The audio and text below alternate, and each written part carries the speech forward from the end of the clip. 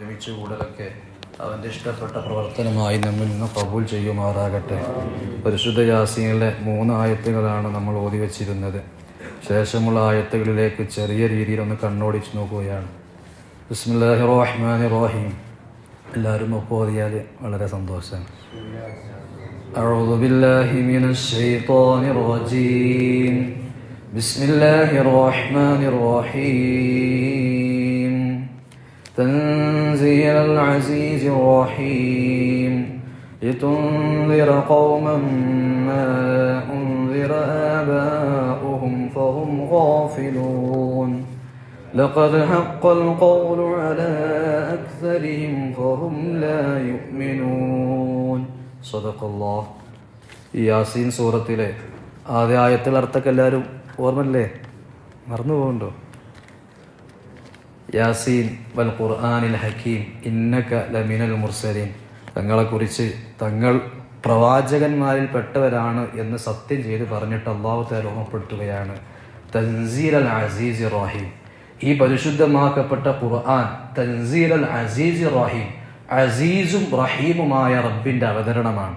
അസീസ് എന്ന് പറഞ്ഞാൽ ശത്രുത കാണിക്കുന്നവരോട് പ്രതിയോഗിക്കാൻ കഴിവുള്ളവൻ, പരമയോഗ്യനാണ്, എന്തിനും കഴിവുള്ളവനാണ് അല്ലാഹു സുബ്ഹാനഹു വ തആല.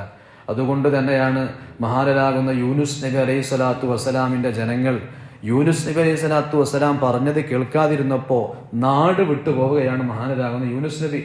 നാട് വിട്ടുപോയി പോകുന്ന സമയത്ത് ആളുകൾ പറഞ്ഞു, ശ്രദ്ധിക്കണം കേട്ടോ, ഇതുവരെ നമ്മുടെ കൂട്ടത്തിൽ റസൂൽ ഉണ്ടായിരുന്നു, ഇപ്പം റസൂലില്ല, അതുകൊണ്ട് വളരെ ശ്രദ്ധിക്കണം എന്ന് പറഞ്ഞുകൊണ്ട് ആ ജനങ്ങൾ ഒരുമിച്ച് കൂടുമ്പോൾ അവർക്ക് മുകളിൽ കാർമേഘം പൊതിയുന്നത് അവർ കാണുകയാണ്.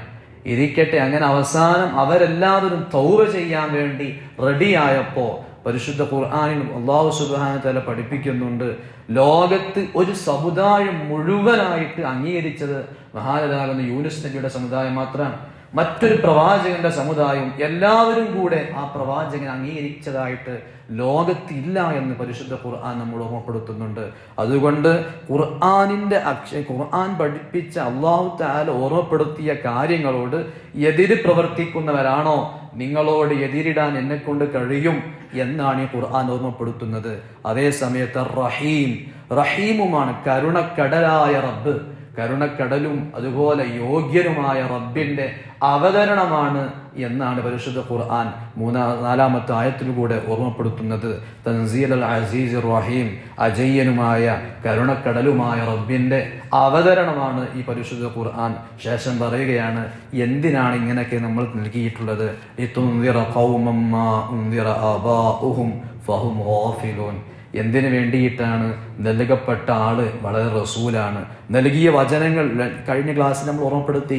ഒരിക്കലും ശാസ്ത്രത്തിന് വരെ ഇതിനോട് യോജിക്കുക എന്നല്ലാതെ ഇതിന് വ്യതിരക്തമായിട്ട് ഏതൊരു ശാസ്ത്രം പറഞ്ഞാലും അത് സ്വീകരിക്കപ്പെടാൻ നമുക്ക് കഴിയുകയില്ല എന്നല്ല.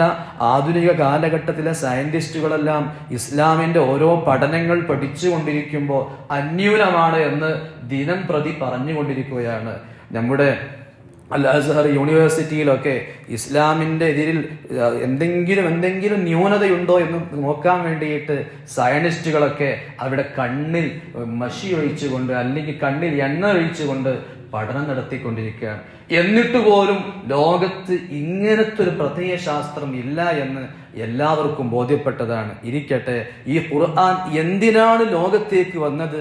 ലിതുൻദിറ ഖൗമൻ മാ, ഒരു ജനതയെ, ലിതുൻദിറ ഖൗമൻ, ഒരു ജനതയെ ഭയപ്പെടുത്തി അറിയിക്കാൻ വേണ്ടിയിട്ടാണ്. ഒരു ജനതയ്ക്ക് ഇൻദാറ് നൽകുക എന്ന് പറഞ്ഞാൽ അവർക്ക് ഉത്ബോധനം നൽകാൻ വേണ്ടിയിട്ടാണ്. എങ്ങനത്തെ ആളുകളാണ് അവർ? മാ ഉൻദിറ ആബാഉഹും, അവരുടെ അടുത്ത ഉപ്പാപ്പമാർക്ക്, മുഫസ്സിരീങ്ങൾ പഠിപ്പിക്കുന്നുണ്ട്, അടുത്തുള്ള ഉപ്പാപ്പമാർക്കൊന്നും ബോധനം നൽകപ്പെട്ടിട്ടില്ല. അങ്ങനെ അവരുടെ അടുത്തുള്ള 1-2 തലമുറയും മുമ്പുള്ള ഉപ്പാപ്പമാർക്കൊന്നും ഈ ഇസ്ലാമിന്റെ സന്ദേശങ്ങൾ എത്തിയിട്ടില്ല. അത്തരത്തിലുള്ള ഒരു ജനതയ്ക്ക് ബോധനം നൽകാൻ വേണ്ടിയിട്ടാണ് ഈ പരിശുദ്ധ ഖുർആൻ വന്നിട്ടുള്ളത്. ഫഹും ഗാഫിലൂൻ. ഇങ്ങനെ ഈ ബോധനമൊന്നും കിട്ടാത്ത, ഉത്ബോധനങ്ങളൊന്നും കേൾക്കാത്ത ആളുകൾ അവർ മൂല്യങ്ങളെ തൊട്ട് അശ്രദ്ധവാന്മാരായിരിക്കും. മൂല്യങ്ങൾ അവർക്ക് തീരെ ഉണ്ടാവുകയില്ല. നിങ്ങൾ ഓർത്തു നോക്കൂ, ഇന്ന് നമ്മുടെ 2025 സ്റ്റാറ്റസ് എടുത്ത് പരിശോധിച്ചാൽ ഇന്നലെ നിയമസഭയിൽ മുഖ്യമന്ത്രിയും അതുപോലെ പ്രതിപക്ഷ മന്ത്രിമാരും എല്ലാവരും അടക്കം എടുത്തൊരു തീരുമാനമുണ്ട്.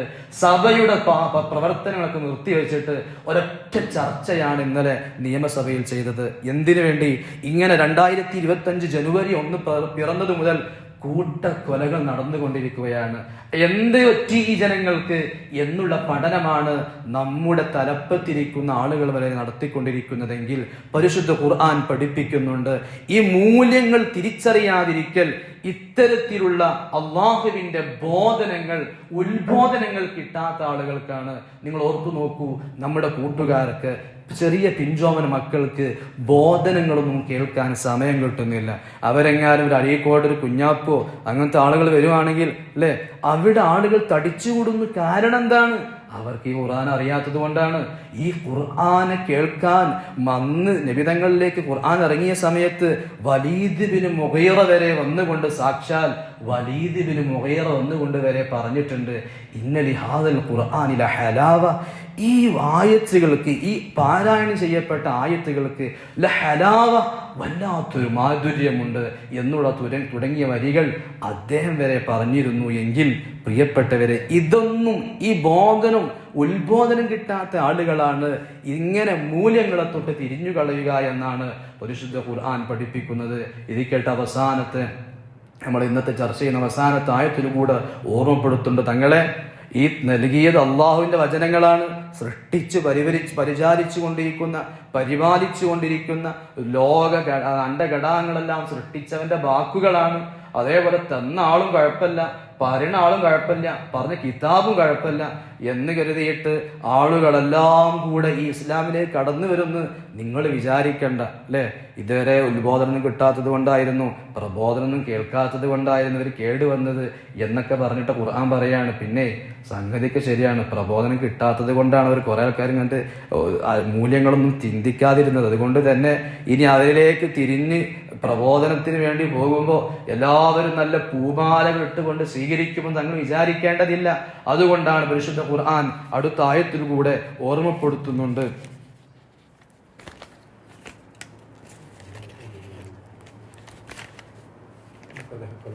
ലഖദ് ഹഖൽ ഖൗലു അലാ അക്സരിഹിം ഫഹും ലാ യുഅ്മിനൂൻ. ലഖദ് ഹഖൽ ഖൗലു അലാ അക്സരിഹിം, അവരിൽ അധികം ആളുകളുടെ മേലിലും നമ്മുടെ ശിക്ഷാവചനം ഉറച്ചിരിക്കുന്നു.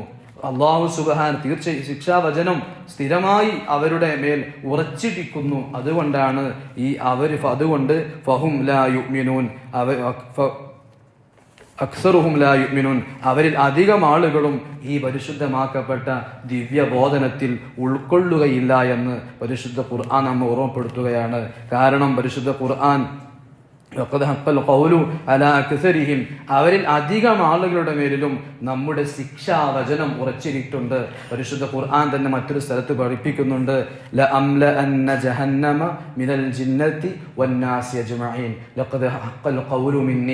നമ്മിൽ നിന്നുള്ളൊരു വാക്ക് ഉറച്ചിരിക്കുന്നു, സ്ഥിരപ്പെട്ടിട്ടുണ്ട്.